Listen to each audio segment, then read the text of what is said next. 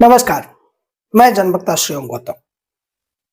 जब जन जागरण होता है तो उसका असर देखने को मिलता है। आज हमारे देश में जुडिशरी के प्रति जो जन जागरण हो रहा है उसका असर भी पड़ रहा है और हाई कोर्ट्स के जो फैसले आ रहे हैं उनमें जनहित को बड़ी अच्छी तरीके से देखा जा सकता है। तमाम हाई कोर्ट्स अब जनहित के फैसले लेने से हिचकिचा नहीं रहे हैं। जज अब अपना संवैधानिक दायित्व पूरा करने से पीछे नहीं हट रहे हैं।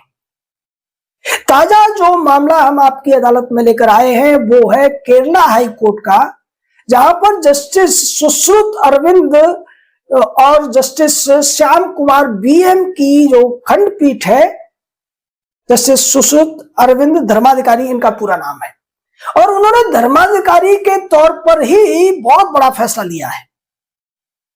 फैसला यह है कि मंदिरों की जो मैनेजमेंट कमेटी है, मंदिरों की जो संस्था है, वही मंदिरों के स्टाफ की नियुक्ति कर सकती है। राज्य सरकार इसके लिए जो रिक्रूटमेंट बोर्ड राज्य सरकार ने बनाया उसके आधार पर नियुक्तियां नहीं कर सकती।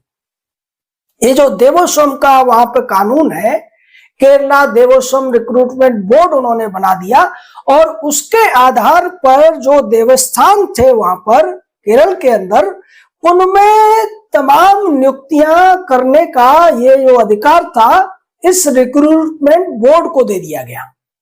इसको लेकर एक याचिका लगाई गई और इस याचिका में सिंगल जज की बेंच ने राज्य सरकार के कानून को मान्य मानते हुए उस याचिका को खारिज कर दिया। अब उस देवस्थानम की तरफ से जो दूसरी रिव्यू पिटीशन डाली गई उसकी सुनवाई कर रही थी जस्टिस सुश्रुत अरविंद धर्माधिकारी और जस्टिस श्याम कुमार बीएम की बेंच। इस बेंच ने साफ तौर पर कहा कि भारत के संविधान के अनुच्छेद 25 और 26 के तहत हर व्यक्ति को यह अधिकार है, हर धार्मिक संस्थान को यह अधिकार है कि वो अपनी मैनेजमेंट अपने हिसाब से करे। और इसलिए जो केरला देवस्वम रिक्रूटमेंट बोर्ड का जो कानून 2015 में केरला सरकार ने बनाया है वो गलत है, क्योंकि उस कानून के अनुसार जो नियुक्तियां हैं वो राज्य सरकार का ये बोर्ड करेगा। इस तरीके से तो भारत के संविधान के अनुच्छेद 25 और 26 का उल्लंघन होता है, क्योंकि हर व्यक्ति को धार्मिक स्वतंत्रता और अपने धार्मिक क्षेत्रों के मैनेजमेंट की भी स्वतंत्रता भारत के संविधान ने दे रखी है। राज्य सरकार उसको छीन नहीं सकती है। साथ ही उन्होंने बताया कि ऐसा ही एक कानून 1971 में बनाया गया था, जिसको 1978 के कानून द्वारा उसमें बदलाव किए गए, क्योंकि उस कानून को भी केरला हाई कोर्ट की जो 71 का कानून था फुल बेंच ने उसको खारिज कर दिया था। बाद में जो 78 का कानून आया उसमें बदलाव किए गए और बदलाव ये थे कि जो सरकार है वो मैनेजमेंट ट्रस्ट जो होगा मंदिर का उसमें तो नियुक्तियां कर सकती है, लेकिन अल्टीमेटली जो स्टाफ की नियुक्तियां हैं वो मंदिर के मैनेजमेंट ट्रस्ट के ही हाथ में होंगी। यानी इस रूप से जो मैनेजमेंट होगी देवस्थानम की वो स्वायत्त होगी, उस पर सरकार का नियंत्रण नहीं रहेगा। और ऐसा कहते हुए इस बेंच ने जो रिक्रूटमेंट की प्रोसेस शुरू की गई थी रिक्रूटमेंट बोर्ड के द्वारा उसको खारिज कर दिया है और ये कहा है कि जो भी देवस्वम या देवस्थानम है वो अपने स्टाफ की नियुक्ति अपने हिसाब से करने के लिए पूरे तरीके से स्वतंत्र हैं। अब ये बहुत बड़ा झटका है केरला की जो सरकार है उसके लिए, क्योंकि केरला में यूडीएफ की सरकार है, कम्युनिस्टों की सरकार है। कम्युनिस्टों की सरकार हो या फिर वहां कांग्रेस की जो सरकार रहती है, कांग्रेस की यूडीएफ है, कम्युनिस्टों का एलडीएफ है, हम गलत बोल गए। तो ये जो एलडीएफ है वहां कई सारी कम्युनिस्ट पार्टियां और इसमें मुस्लिम लीग भी शामिल रहती है। मजहबी पार्टियां भी उसमें होती हैं, उनके द्वारा ये चलती है। और केरला गवर्नमेंट हो या तमिलनाडु गवर्नमेंट हो, इन दोनों ने क्या कर रखा है कि देवस्थानम बोर्ड बनाकर ज्यादातर मंदिरों पर इन्होंने कब्जे करने की लगातार कोशिशें जारी रखी है। अब उसी के तहत ये स्टाफ की नियुक्तियां करने का भी इन्होंने बोर्ड बना दिया। अब आप सोचिए कि जो रिक्रूटमेंट बोर्ड होगा, मंदिर में किसी भी व्यक्ति को नियुक्त कर सकता है, चाहे वो उस धर्म स्थान के बारे में आस्था रखता हो या न रखता हो।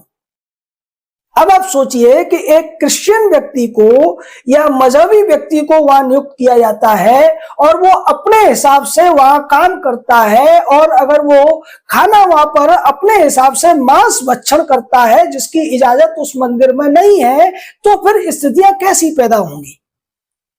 और इसीलिए ये जो स्वायत्तता संविधान के अनुसार दी गई, वो इसीलिए है कि हर व्यक्ति को अपनी धार्मिक संस्था के प्रबंधन का स्वतंत्रता होनी चाहिए। अगर राज्य का उसमें हस्तक्षेप होगा तो राज्य वही करेगा, जैसा कि तिरुपति के मामले में देखने को मिला था।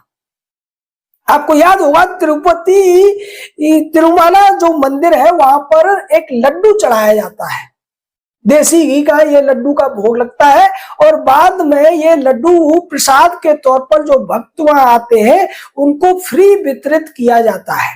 करीब 300-400 ग्राम का एक लड्डू होता है। लेकिन उसमें जो देवस्थानम बोर्ड था, तिरुपति तिरुमाला की जो मैनेजमेंट थी, वो राज्य सरकार के हाथों से होती है, इसलिए उन्होंने वहां पर छदम क्रिश्चियंस को हेड बनाकर बिठा दिया, जो कि जगन मोहन रेड्डी जो मुख्यमंत्री थे वो भी खुद क्रिश्चियन है, नाम से वो हिंदू नजर आते हैं, उनका कोई रिश्तेदार था। अब उस व्यक्ति ने क्या किया था कि जो देसी घी सप्लाई का ठेका पहले कर्नाटक की एक कंपनी या डेयरी, नंदिनी डेयरी को मिला हुआ था, उसको दूसरी कंपनियों को दे दिया या दूसरी डेयरियों को दे दिया, जिन्होंने 100 रुपए कम पर वो देसी घी सप्लाई करने का ठेका ले लिया था।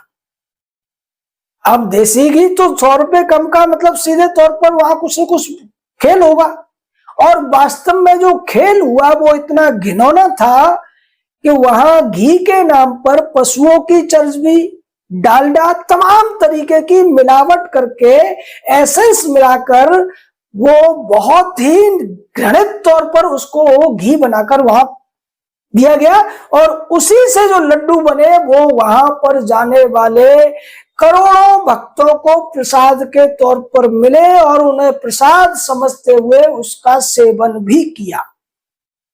मामला खुला, जांच हुई, पता चला कि ये सब पैसा बचाने या पैसा खाने के लिए किया गया था, क्योंकि जो नंदिनी डेयरी थी उसने जो रेट कोट किया था, उसने बहुत ही वाजिब रेट कोट किया था, क्योंकि उससे कम पर तो अगर कोई घी बेच रहा है तो समझ लीजिए वो घी नहीं, घी के नाम पर जहर बेच रहा है, या फिर इसी तरीके से पशुओं की चर्बी बेच रहा है। उसमें फिश का ऑयल भी मिला, उसमें जानवरों की हड्डियों, तो क्या क्या नहीं मिला उसके।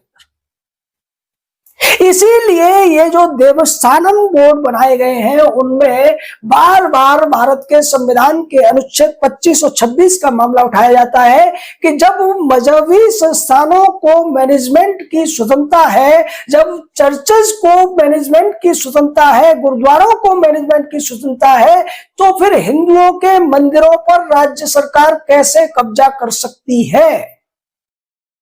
हालांकि इन सवालों के होते हुए भी कई राज्य सरकारों ने लगभग सभी मंदिरों की संपत्तियों पर कब्जा कर रखा है, उनके मैनेजमेंट में कब्जा कर रखा है, और यहां तो अब स्टाफ की भी रिक्रूटमेंट राज्य सरकार करना चाहती थी, जिस पर हाईकोर्ट ने रोक लगा दी है। ये जो उम्मीद की छोटी छोटी किरणें दिखाई देती हैं, ये भारत की जुडिशरी में आने वाले व्यापक बदलाव का संकेत है, और ये तभी संभव हो सकता है कि ये जो जागरूकता है लोगों के अंदर ज्यादा से ज्यादा पहुंचे। आप किसी चीज को गलत कहकर उसे खारिज नहीं कर सकते। वो गलत क्यों है ये आपको समझना पड़ेगा, और उस गलत के बजाय सही क्या है ये भी आपको जानना जरूरी है। तमाम डिजिटल प्लेटफॉर्म पर ऐसे लोग हैं जो गलत तो बताते हैं, लेकिन गलत क्यों है ये नहीं बताते, सही क्या है ये भी नहीं बताते। कुछ लोग तो ये दावे करते हैं कि ये सब मेरे हाथ में दे दो तो मैं सब कुछ बदल दूंगा, फलाना कानून बना दूंगा उससे ये बदल जाएगा, मैं विधि मंत्री बन जाऊंगा उससे ये बदल जाएगा। लेकिन उससे ये सब बदलने वाला नहीं है, क्योंकि ये एक सिस्टम है और इस सिस्टम को बदलने के लिए व्यापक बदलाव की जरूरत है। किसी व्यक्ति के कानून मंत्री बन जाने से या कड़ा कानून बना देने से चीजें नहीं बदलेंगी, क्योंकि वहां पर जो डिसाइडिंग अथॉरिटी बैठे हुए हैं उनकी सोच नहीं बदलेगी तो कुछ भी नहीं बदलेगा। अगर आप कितना भी कड़ा कानून बना लीजिए, जैसा कि रेप के मामले में हुआ, पॉक्सो के मामले में हुआ, उसको लेकर किस तरीके के फैसले जज दे रहे हैं, क्योंकि जो अंपायर है ना, इनके मन में जब तक ये नहीं, इनका मन नहीं बदलेगा तब तक ये सही तरीके से फैसले देंगे ही नहीं। इसलिए हम कहते हैं कि इस देश की जुडिशरी का जो आमूलचूल परिवर्तन है वो होना ही चाहिए, और उसके लिए शुरू वहीं से होना चाहिए जहां से इसकी जड़ें हैं, सुप्रीम कोर्ट। इनका कॉलेजियम सिस्टम सबसे पहले खत्म करने की जरूरत है, क्योंकि उस कॉलेजियम सिस्टम के माध्यम से ही बहुत से ऐसे लोग हाई कोर्ट और सुप्रीम कोर्ट में जज बन जाते हैं जो कंपटीशन के हिसाब से, सीनियरिटी के हिसाब से या फिर परफॉर्मेंस के हिसाब से वहां नहीं पहुंच सकते थे। वो वहां पहुंचते हैं किसी का बेटा बेटी या रिश्तेदार होने की वजह से, या किसी बड़े वकील या जज का चेला होने की वजह से। थोड़े बहुत लोग हैं जो अच्छे लोग वहां पहुंचते हैं, जिनकी वजह से ऐसे अच्छे फैसले आते हैं, जैसे जस्टिस सुश्रुत अरविंद धर्माधिकारी और जस्टिस श्याम कुमार बीएम हैं केरला हाईकोर्ट में। हमने पिछले दिनों एक और जज का आपको बताया था कि किस तरीके से अजीबो गरीब वो जज फैसले देता है, वो भी केरला हाईकोर्ट में है। एक महिला अपने बच्चों से अपने शरीर पर बिना कपड़ों के चित्रकारी कराती है, उसको वो कहता है कि ये इसकी स्वतंत्रता है, और उसका वीडियो डालती है, वो कहता है ये स्वतंत्रता है। दूसरी तरफ इस देश में अगर स्कूल ये कहते हैं कि जो छोटी बच्चियां हैं उन्हें हिजाब और नकाब पहनने की जरूरत नहीं है, उन्हें यूनिफॉर्म में आना चाहिए, तो फिर यही जज कह देते हैं कि नहीं नहीं ये उनकी मजहबी स्वतंत्रता है। यानी आप सामाजिक मर्यादा को भी नहीं मानेंगे, अपने हिसाब से सब कुछ सही और गलत आप कहने लगेंगे। ये इसीलिए हो रहा है कि कॉलेजियम के माध्यम से जो लोग वहां नहीं पहुंच सकते वो लोग वहां पहुंच जाते हैं और बड़े बड़े पद पर रहकर फैसले करते हैं। उन क्षेत्रों में भी वो दखल देते हैं जिनमें उनकी बिल्कुल भी समझ नहीं है। लेकिन ये बहुत ही एक पॉजिटिव साइन है कि अब धीरे धीरे करके देश के लगभग हर हाई कोर्ट से अच्छे फैसले आने लगे हैं। केरला हाई कोर्ट का ये जो फैसला है देवस्थानम बोर्ड को लेकर, उसके स्टाफ को लेकर, ये बहुत ही अच्छा फैसला कहा जा सकता है। तमिलनाडु हाई कोर्ट में तो लगातार ऐसे फैसले आ रहे हैं। अभी इलाहाबाद हाईकोर्ट का भी हमने बताया कि रोहिंग्या को फंड करने वाले एक व्यक्ति के खिलाफ कैसे उन्होंने एक बेहतरीन फैसला दिया, और अधिकारियों से यह पूछा कि अभी तक इस व्यक्ति को आपने गिरफ्तार क्यों नहीं किया, जबकि याचिका तो उसकी एंटीसिपेटरी बेल की थी। उसी तरीके से हिमाचल प्रदेश हाईकोर्ट ने एक बड़ा अच्छा फैसला दिया था कि मंदिरों का जो फंड है वो सिर्फ और सिर्फ मंदिरों के हित के लिए ही यूज हो सकता है, उसका किसी भी अन्य सामाजिक या राहत योजना में यूज करना बिल्कुल भी जायज नहीं है, ये हिमाचल प्रदेश हाईकोर्ट ने कहा। बाद में उसी बात को भारत के सीजेआई जस्टिस सूर्यकांत ने अपने एक फैसले में कहा कि जो मंदिरों की संपत्तियां हैं वो या तो मंदिरों के देवताओं के लिए है या उनके भक्तों के लिए। उस पर किसी तीसरे का कोई हक नहीं है। ये सिर्फ इसीलिए हो पा रहा है कि इन लोगों को भी पता चल रहा है कि देश की जनता अब जाग रही है, वो अपने अधिकारों को समझ रही है और जुडिशरी का जो खेल अब तक देश में चल रहा था उसको किसी भी तरीके से आगे नहीं चलने देना चाहती है। आपका इस पूरे मामले पर क्या कहना है? अपनी राय दीजिए, हमारे साथ जुड़िए और लोगों को जागरूक करिए, क्योंकि जागरूकता ही इस सब का सबसे बड़ा समाधान है। और जैसा कि कहा भी जाता है कि असतो मा सद्गमय तमसो मा ज्योतिर्गमय।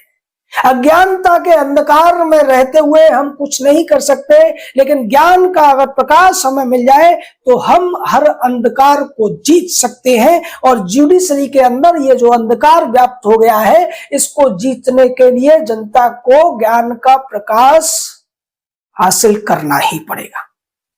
जय हिंद, जय भारत।